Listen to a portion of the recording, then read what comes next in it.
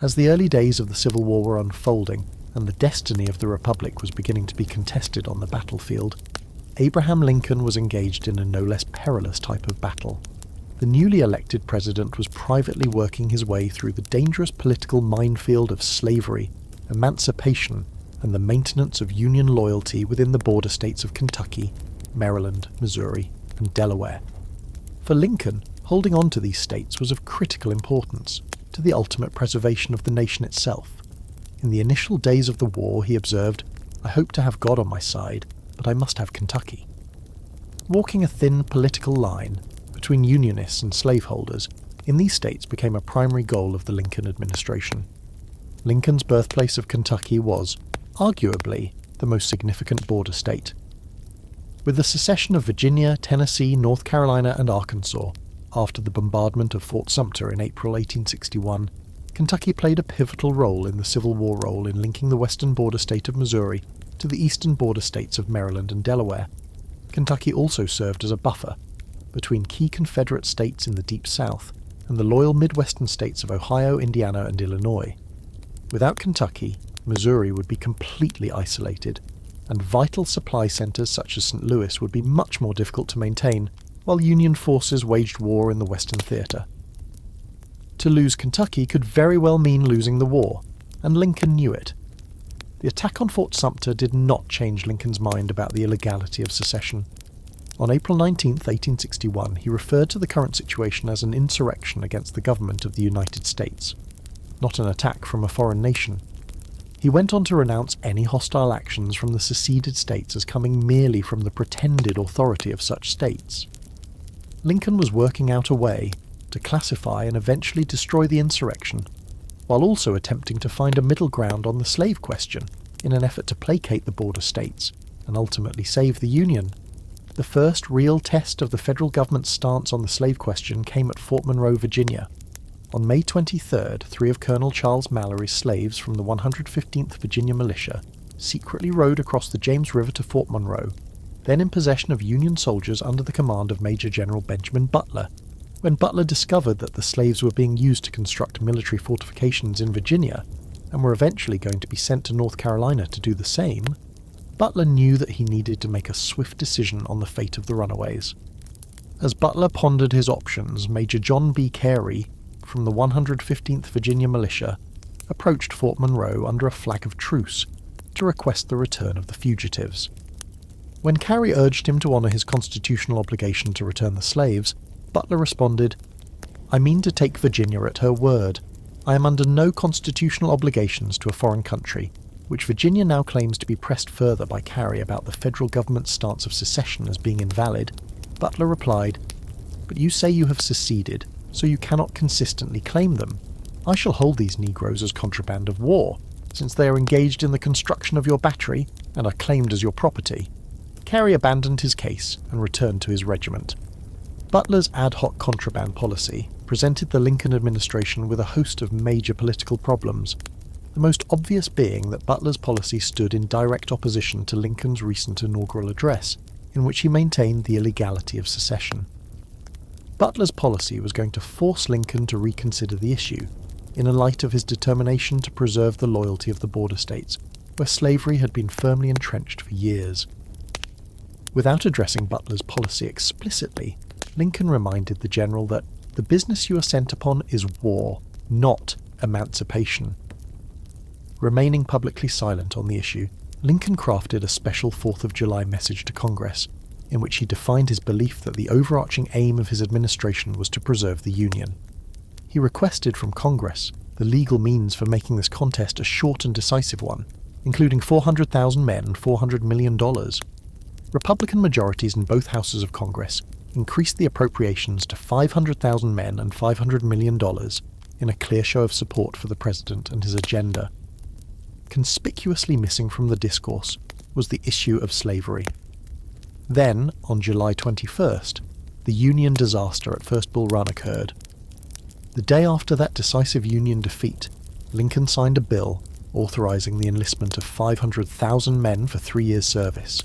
3 days later, he signed a second bill, authorizing another 500,000 men. While a general feeling of despair permeated the North, In the days immediately following Bull Run, not everyone had given in to despondency. On July 25th, Congress passed the Crittenden-Johnson Resolution, named for its sponsors, Representative John J. Crittenden of Kentucky and Senator Andrew Johnson of Tennessee. The Crittenden-Johnson Resolution, also known as the War Aims Resolution, committed the Union to its original aims of self-preservation and non-interference with slavery. Once again, the government walked a fine line between appeasing the border states and maintaining the Union. As rumours began to filter into the War Department that slaves were being pressed into service against the Union, the Lincoln administration and Congress began a new debate on what to do about the slave question. Abolitionist and former slave Frederick Douglass understood the complexity of the crisis immediately. War for the destruction of liberty must be met with war for the destruction of slavery, he said. More moderate voices attempted to find a middle ground that would strike at the military aspect of slavery, while at the same time protect the border states from breaking away. Crittenden maintained that Congress had no right to legislate on the slave issue. Illinois Senator Lyman Trumbull argued that Congress already was able to punish treason by confiscating property, in effect attacking individual instances of slavery, by confiscating slaves who aided the Confederacy during the rebellion, while not attacking the entire institution of slavery. On July 30th, Butler wrote to Secretary of War Simon Cameron, asking him to clarify the status of confiscated slaves at Fort Monroe. Are these men, women, and children slaves? Butler wanted to know. Are they free? What has been the effect of the rebellion and a state of war upon their status? Before Cameron could answer, Congress on August 6th passed the first Confiscation Act, a law designed to confiscate property, including slaves, utilised for Confederate military purposes, and declared that the owner would forfeit his claim to any slave so employed. The Confiscation Act was passed along party lines, with all but 6 Republicans voting in favour of the act, and all but 3 Democrats voting against it. Lincoln's bipartisan support for the war was quickly eroding. This bill, John J. Crittenden complained, will be considered as giving an anti-slavery character and application to the war. Delaware Senator James A. Bayard, a Peace Democrat, advised, "Anything is better than a fruitless, hopeless, unnatural civil war." Fearing that the Confiscation Act violated the constitutional right to due process under the law, and would further alienate the border states by its anti-slavery tone, Lincoln nevertheless reluctantly signed the bill into law, bowing to pressure from the bill's overwhelming Republican support. The Confiscation Act essentially nullified the Crittenden-Johnson Resolution. Preservation of the Union began to take on a divisive anti-slavery nature, just as Crittenden had predicted and Lincoln had feared. 2 days after the Confiscation Act was signed into law, Cameron responded to Butler's letter on the status of escaped slaves. Purportedly speaking on behalf of Lincoln, Cameron instructed Butler to follow the provisions of the Confiscation Act in dealing with persons employed in hostility to the United States. Much to the eventual chagrin of the President, who was not speaking through his Secretary of War, Cameron added, "A more difficult question is presented in respect to persons escaping from the service of loyal masters. Under these circumstances, it seems quite clear that the substantial rights of loyal masters will be best protected by receiving such fugitives, as well as fugitives from disloyal masters, into the service of the United States. Upon the return of peace, Congress will doubtless properly provide for all the persons thus received into the service of the Union, and for just compensation to loyal masters, Cameron, in essence, was extending the Confiscation Act to include fugitive slaves within border states, effectively nullifying the Fugitive Slave Law of 1850. 4 days after the passage of the Confiscation Act, on August 10th, the first major battle west of the Mississippi River was fought in Missouri at Wilson's Creek, a 14-mile waterway near Springfield. Union soldiers in the Army of the West, commanded by Brigadier General Nathaniel Lyon, clashed with Confederate and Missouri State Guard soldiers, commanded by Generals Benjamin McCulloch and Sterling Price. Confederates carried the day after an intense fight that began at first light and lasted for more than 5 hours, with most of the carnage centering on a ridge soon to be known as Bloody Hill. Along with being the first major battle in a border state, and the first major battle west of the Mississippi River, the battle was notable for the death of Lyon, the first Union general killed in the Civil War. Between the Battle of Wilson's Creek and the subsequent battles of Fredericktown and Springfield, which both took place in late October 1861, the fate of Missouri hung in the balance, as tension between pro-Unionists and pro-secessionists flared to alarming levels. With the death of Lyon at Wilson's Creek, it was up to the Western Department's commander, Major General John C. Frémont, to ensure that Missouri did not descend into anarchy and secession. He seemed eminently qualified to face the challenge.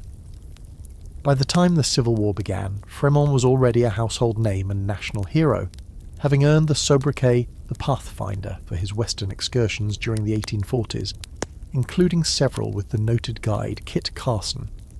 Frémont's journeys included an exploration of the South Pass along the Oregon Trail, an expedition through the Sierra Nevada mountain range, a dangerous journey into California during the Mexican War, and a disastrous self-funded journey to the Southwest, with the purpose of finding a suitable route for a transcontinental railroad, which ended with the death of 10 members of his party.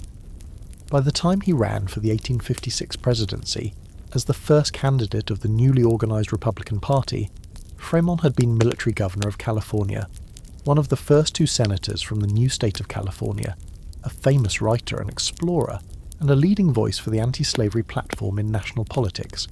With the election of Lincoln to the presidency in November 1860, it was just a matter of time before Frémont would land a position somewhere in the new Republican administration. On Christmas Day, William Seward wrote to President-elect Lincoln, suggesting Frémont for consideration as Secretary of War. Despite Seward's recommendation, Frémont was never seriously considered by Lincoln for a cabinet position. But in March 1861, Lincoln wrote to Seward asking for his thoughts on Frémont as American minister to France. Seward replied, "Frémont and France, the prestige is good, but I think that is all." Once again, Frémont was passed over for a position in the Lincoln administration. Finally, on July 3rd, more than half a year after the initial exchange between Lincoln and Seward, Lincoln asked Seward to assemble the cabinet to see General Scott, General Cameron, about assigning a position to General Frémont the same day. General Order Number 40 was issued, creating the Western Department for the Union Army and placing Frémont in command, with the rank of Major General. Frémont set off to Missouri to bring the tumultuous border state in line with the Union. Less than 3 weeks after the Battle of Wilson's Creek, and citing concerns for the public safety in Missouri, Frémont declared martial law in the state in order to suppress disorders, to maintain as far as now practicable the public peace, and to give security and protection to the persons and property of loyal citizens. That was all well and good, but what he said next threatened the entire course of the war. The property, real and personal, of all persons in the state of Missouri who shall take up arms against the United States, and who shall be directly proven to have taken an active part with their enemies in the field, is declared to be confiscated to the public use, Frémont declared, and their slaves, if any they have, are hereby declared free. Frémont's de facto Emancipation Proclamation went well beyond both Butler's contraband policy, which applied only to fugitives, and the Confiscation Act, which dealt with slaves employed for military purposes. The proclamation sent a shockwave through the Union. If the initial military failures at Fort Sumter, Bull Run, and Wilson's Creek were not enough to pull the states of Maryland, Delaware, Missouri, and Kentucky away from the Union, targeting the institution of slavery within those states might effectively do the trick. On September 2nd, in a letter marked Private and Confidential, Lincoln addressed Frémont and his proclamation, stating, "2 points in your proclamation of August 30th give me some anxiety." The first concerned Frémont's statement that all persons who shall be taken with arms in their hands within these lines shall be tried by court-martial and, if found guilty, will be shot. Lincoln believed that this policy would lead Confederates to shoot our best men in their hands in retaliation, and so, man for man, indefinitely. Lincoln ordered Frémont to get presidential authorization before executing any man under the proclamation. Frémont's proclamation, and its potential impact on the border states, particularly Kentucky, made Lincoln exceedingly anxious. He wrote again to Frémont, "I think there is great danger that the closing paragraph, in relation to the confiscation of property and the liberating slaves of traitorous owners, will alarm our Southern Union friends and turn them against us, perhaps ruin our rather fair prospect for Kentucky," fretted Lincoln. "Allow me, therefore, to ask that you will, as of your own motion, modify that paragraph so as to conform to the first and fourth sections of the Act of Congress, entitled, an act to confiscate property used for insurrectionary purposes, approved August 6, 1861, and a copy of which act I herewith send you. This letter is written in a spirit of caution and not of censure. Frémont did not receive Lincoln's letter in the spirit that Lincoln had intended. The stage was set for an embarrassing public confrontation. When Frémont sent his politically well-connected wife, Jessie, the daughter of former Missouri Senator Thomas Hart Benton, to Washington to advocate for the proclamation on his behalf, Lincoln met with her coldly, ultimately dismissing her complaints in a letter that stated, "No impression has been made on my mind against the honour or integrity of General Frémont, and I now enter my protest against being understood as acting in any hostility towards him." Responding to the President's perceived snub of his wife, Frémont coolly wrote, "If upon reflection your better judgment still decides that I am wrong in the article respecting the liberation of slaves, I have to ask that you will openly direct me to make the correction. The implied censure will be received by me, as a soldier always should, the reprimand of his chief. If I were to retract of my own accord, it would imply that I myself thought it wrong, and that I had acted without the reflection which the gravity of the point demanded. But I did not do so. I acted with full deliberation, and upon the certain conviction that it was a measure right and necessary, and I think so still." Fallout from the Frémont Proclamation was quick and sharp. Kentucky slaveholder and longtime Lincoln friend Joshua Speed told the President that Frémont's order would inspire border slaves to assert their freedom, and would crush out every vestige of a Union party in Kentucky. Kentucky native Robert Anderson of Fort Sumter fame warned the President that unless the Frémont order was rescinded, Kentucky will be lost to the Union. These dire warnings, along with the terrible timing of the proclamation itself, just as the Kentucky legislature was voting to abandon neutrality in favour of Union, prompted Lincoln to act more definitively on the slave issue. Lincoln's response to Frémont's letter was swift and explicitly direct. "Your answer, just received, expresses the preference on your part that I should make an open order for the modification, which I very cheerfully do. It is therefore ordered that the said clause of said proclamation be so modified, held, and construed as to conform to, and not to transcend, the provisions on the same subject contained in the Act of Congress entitled, An Act to Confiscate Property Used for Insurrectionary Purposes, approved August 6, 1861, and that said act be published at length with this order." Lincoln was acting to save the border states for the Union. While Lincoln detested slavery personally, the preservation of the Union, and not a sweeping move on emancipation, remained the ultimate goal of his administration in 1861. The decision to order Frémont to modify his proclamation was intended to ensure the Union maintenance of the border states, preeminently Kentucky. Unfortunately for Lincoln, most members of the Republican Party, and many more average citizens from the Union, did not see it the same way. Republican Congressman George Washington Julian of Indiana wrote, "Frémont's proclamation stirred and united the people of the North during its 10 days of life, far more than any other event of the war, and a Cincinnati citizen, writing to Horace Greeley regarding Lincoln's letter to Frémont, said, 'If a cheer were hip-hipped for Lincoln there, the response would be a groan.' Other dissenters were even harsher. 'If it is said that we must consult the border states,' wrote one prominent Connecticut Republican, 'permit me to say, damn the border states. 1,000 Lincolns cannot stop the people from fighting slavery.' Everyone, from newspaper editors to common citizens, from ministers in the pulpit to high-powered politicians, seemed to be criticizing the President for his response to Frémont. But it was criticism from his close friends that stung Lincoln most sharply. On September the 17th, he received a letter from his close personal friend, Illinois Senator Orville Hickman Browning, criticizing Lincoln's response to Frémont and his stance on the slave question. According to Browning, the only way to save the government was to strike a blow against slavery, and Frémont's proclamation represented the government's best weapon against the rebellion. On September 22nd, in a letter marked private and confidential, Lincoln responded to Browning.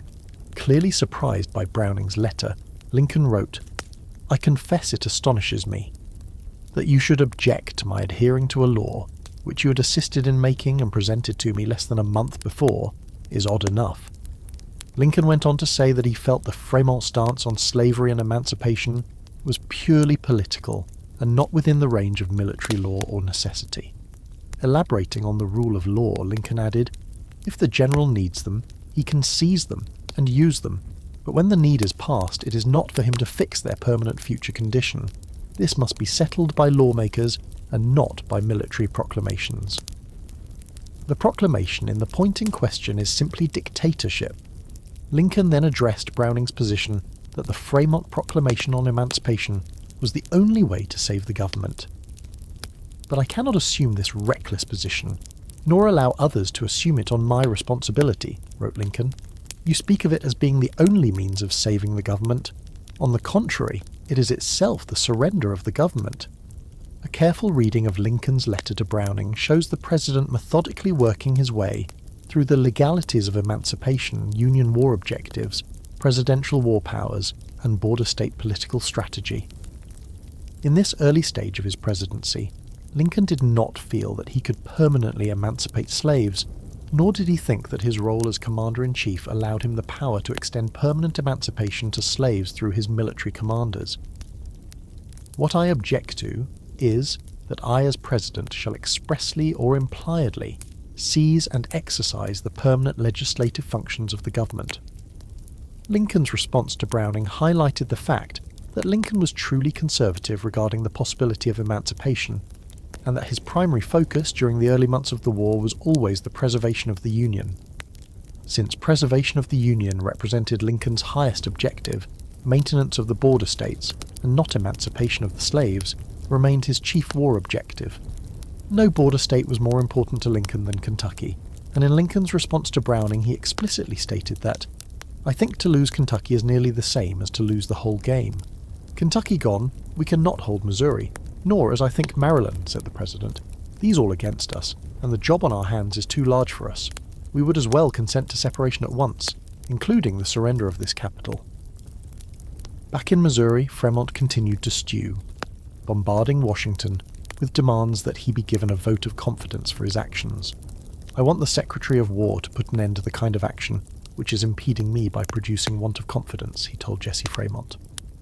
He complained that Adjutant General Lorenzo Thomas, then visiting Frémont's Missouri headquarters, was not friendly to me, and therefore I have a right to demand that he be at once removed from my department. I think that he has been purposely sent with the object that, being unfriendly, he would embarrass me. I ought not to have impediments. When Thomas removed several of Frémont's subordinates without clearing it first with Frémont, the Pathfinder exploded. "General Thomas is my enemy.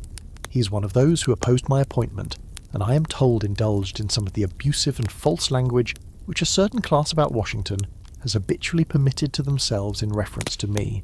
Surrounding himself with a hand-picked personal bodyguard of mostly European officers, led by Hungarian Major Charles Zagonyi, Frémont governed like a potentate. I doubt whether there was as much difficulty and ceremony displayed in gaining an audience with any emperor or king as there was in order to be ushered into the presence of General Frémont," one visitor complained. Other soldiers in the army took to calling the elaborately uniformed bodyguard Frémont's pets and the Kid Glove Brigade. Frémont's 10-year-old son, Charlie, was given a special cut-down uniform and named an honorary member of the unit. He even drilled with the troops. When Quartermaster General Montgomery C. Meigs and Postmaster General Montgomery Blair went to Missouri to look into complaints that Frémont was dealing with fraudulent or incompetent arms suppliers, Frémont's bodyguard denied them admission to his headquarters. Frémont's arrest of Congressman Frank Blair for insidious and dishonourable efforts to bring my authority into contempt with the government and to undermine my influence as an officer created another political headache for Lincoln, as did rumours that Frémont was abusing opium. The general's subsequent arrest of the editor of the influential St. Louis Evening News for daring to criticise Frémont's military decisions was the last straw. On November 2nd, Lincoln removed Frémont from command and replaced him with Major General David Hunter. Ironically, Hunter would later issue his own unilateral Emancipation Proclamation while serving as commander of the Department of the South in May 1862, leading Lincoln to remove yet another high-handed general from command. Frémont was transferred to West Virginia and given command of the newly created Mountain Department, but had the bad luck to go up against Confederate Major General Thomas Stonewall Jackson during Jackson's fabled Shenandoah Valley campaign. After losing to Jackson at the Battle of Cross Keys, Frémont was replaced by his subordinate, Major General John Pope. He immediately resigned, his war was over. After the Civil War, Frémont eventually retired to New York, but several poor financial investments involving railroads left his family all but destitute. In 1878, a sympathetic President Rutherford B. Hayes appointed Frémont governor of the Arizona Territory, but he resigned from office in 1881 following well-founded charges of dereliction of duty. Frémont spent very little time in the territory he was called upon to govern, preferring to haunt the political corridors in Washington, where he and Jesse devoted much of their time to wining and dining big-money investors for their personal mining and cattle-raising enterprises. Politically and financially ruined, Frémont died in New York City on July 13, 1890, at the age of 77. Frémont's historical legacy remains controversial. Gifted with an iron will, a strong moral compass, and an intrepid heart, Frémont was his own worst enemy, often acting with impulsive self-righteousness and without prudence. Frémont truly was a pathfinder in his legendary explorations of the American West, but Lincoln in his way was also a pathfinder.